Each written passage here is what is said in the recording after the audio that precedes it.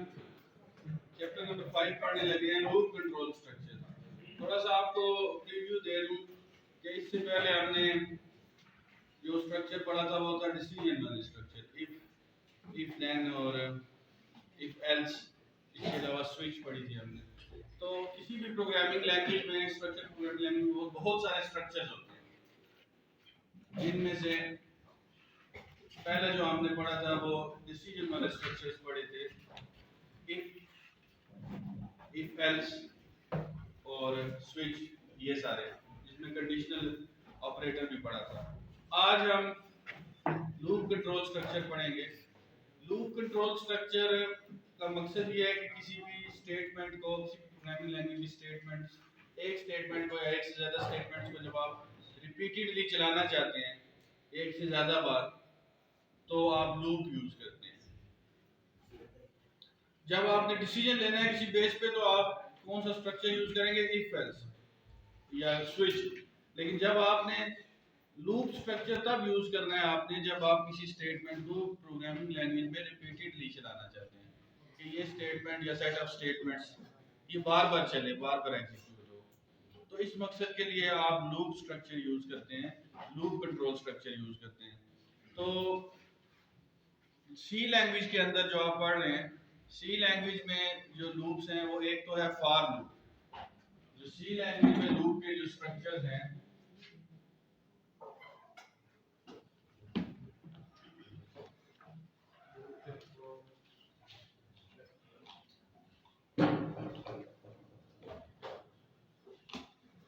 सी language के अंदर जो लूप के लिए जो कंट्रोल स्ट्रक्चर्स हैं, वो एक तो है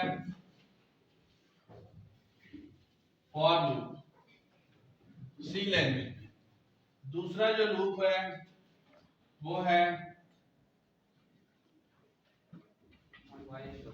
व्हाइल लूप। और तीसरा स्ट्रक्चर है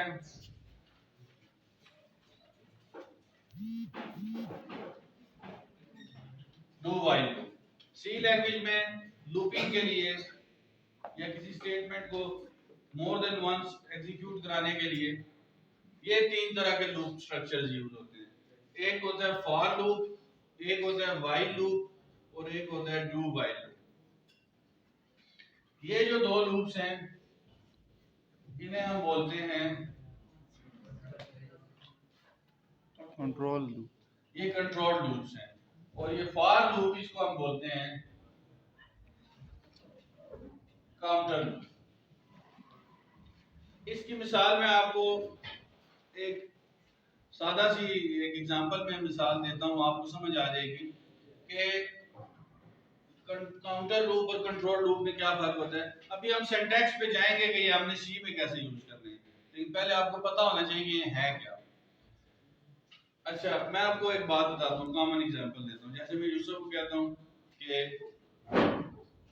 आपने पाकिस्तान लिखना है 10 बार, तो ये पाकिस्तान लिखेगा कितनी, पहले एक दफा लिखेगा, काउंट करेगा, एक दफा लिख दिया। इस तरह मैं कहता हूँ पाकिस्तान लिखना है 3 टाइम्स, 10 बार नहीं जाते, 3 टाइम्स करके आपको समझाता हूँ। तो एक दफा लिखा पाकिस्तान,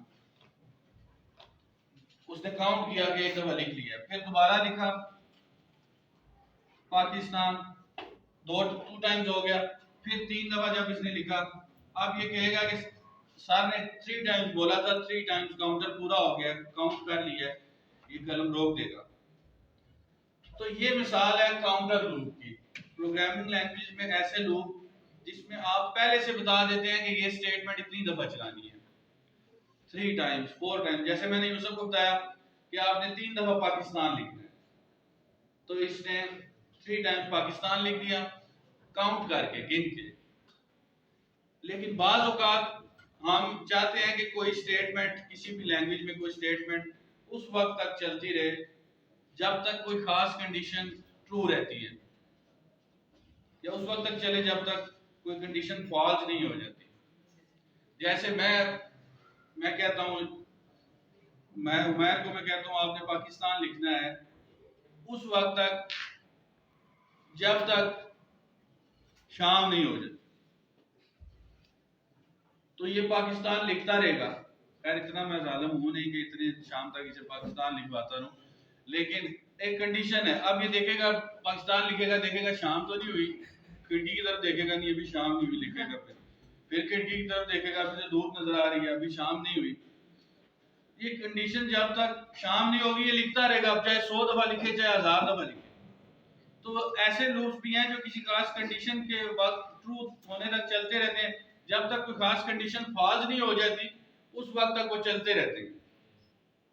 जैसे मैं कहता हूँ जब तक धूप है पाकिस्तान लिखते रहो, तो कंडीशन क्या है, धूप है, ये बार बार देखेगा धूप है, हाँ जी बाहर धूप निकली हुई है, फिर लिखेगा पाकिस्तान, फिर देखेगा धूप तो है अभी, फिर लिखेगा पाकिस्तान। तो ये जो कंट्रोल्ड लूप्स हैं ये किसी कंडीशन के ऊपर बेस कर रहे होते हैं, जब तक वो कंडीशन ट्रू रहती है चलते रहते हैं, जब फॉल्स होती है तो रुकते हैं।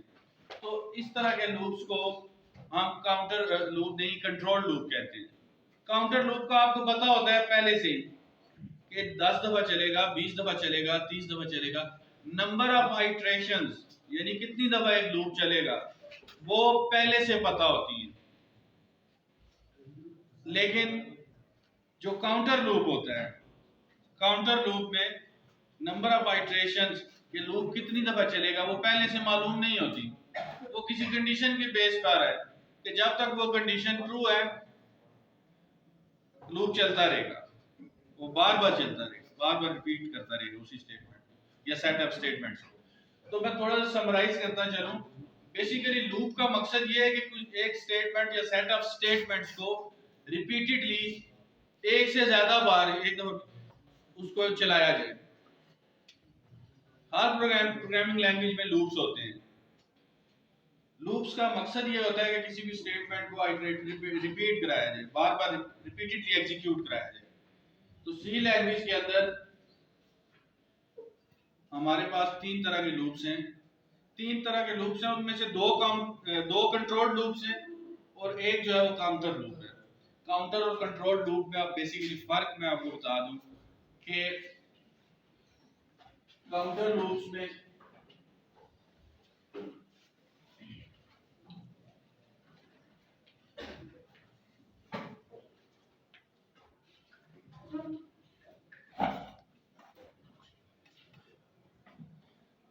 Counter loops number of iterations are known in advance। कि लूप कितनी दफा चलेगा वो आपको पहले से पता होता है। नंबर ऑफ आइट्रेशंस, आइट्रेशन जब लूप एक दफा चलता है उसको एक आइट्रेशन कहते हैं, जब दोबारा चलता है दूसरी आइट्रेशन, तीसरी आइट्रेशन, जितनी दफा आप बताते हैं वो उतनी आइट्रेशन उसे कहते हैं कि ये इतनी आइट्रेशन है। अच्छा, कंट्रोल लूप जो होते हैं काउंटर लूप में पता होता है कि कितनी आइट्रेशन चलेगी। तो इसमें कंट्रोल लूप में number of iterations are not known in advance।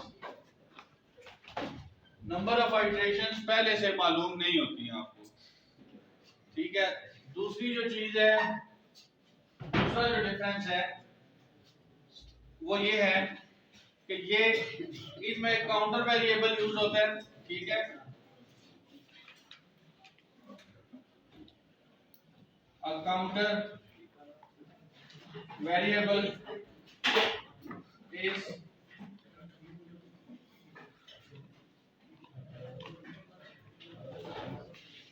एक काउंटर वेरिएबल यूज होता है। काउंटर वेरिएबल मतलब वो काउंट हर वक्त काउंटर बढ़ता रहता है। जैसे आपकी तस्बीह या काउंटर नहीं होता, एक दफा आपने ला इलाहा इल्लल्लाह बोला तो 1 हो गया, दोबारा बोला 2 3 काउंट करता है। इसी तरह वो वेरिएबल होता है, वो जब लूप चलता है एक दफा तो वो बढ़ता रहता है, काउंटर बढ़ता रहता है। इसमें कंट्रोल काउंटर लूप्स में काउंटर वेरिएबल यूज होता है और कंट्रोल लूप्स में बेस्ड करती हैं बेस्ड ऑन अ कंडीशन। जब तक वो कंडीशन ट्रू होती है उस वक्त तक वो लूप चलता रहता है। दूसरी जो सी लैंग्वेज के हवाले से जो काउंटर लूप की मिसाल है वो है फॉर लूप। ये एग्जांपल है, फॉर लूप काउंटर लूप है, और जो कंट्रोल लूप है वो है व्हाइल लूप और do while loop. Do while loop. ये कंट्रोल लूप्स की एग्जांपल है।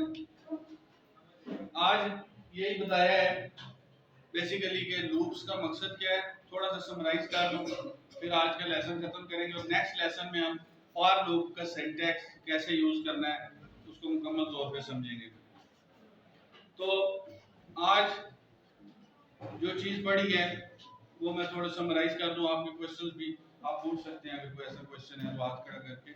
तो सबसे पहले ये चीज पढ़ी है कि हमने 5वां चैप्टर शुरू किया है आपकी बुक का, ग्रेड 10 का, जो कि है लूप कंट्रोल स्ट्रक्चर। लूप के हवाले से है कि लूप्स का क्या इस्तेमाल है। इससे पहले हमने डिसीजन के स्ट्रक्चर पढ़े थे जिसमें इफ था, इफ एल्स था और स्विच स्टेटमेंट भी थी।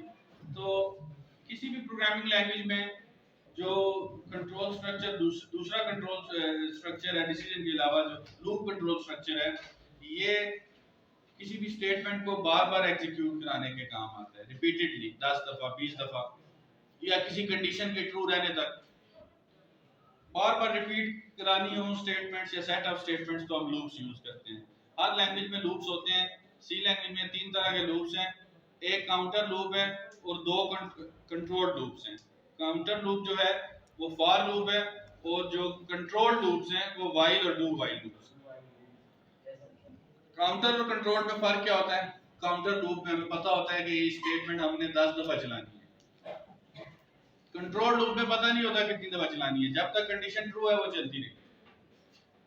और दूसरा काउंटर लूप जो है वो बेस करता है, एक काउंटर वेरिएबल यूज होता है, और जो कंट्रोल लूप है वो कंडीशन पे बेस करता है, जब तक कंडीशन ट्रू है वो चलता रहता है। तीसरी चीज एग्जांपल हमने पढ़ी कि काउंटर लूप की सी में क्या एग्जांपल है, फॉर लूप काउंटर लूप है, और जो व्हाइल और डू व्हाइल लूप्स हैं ये कंट्रोल लूप्स हैं। इनके हम सिंटैक्स के लिहाज से और प्रैक्टिकली डेवलपर में कैसे यूज करना है ये अगले लेसन में पढ़ेंगे। सेव कर लें।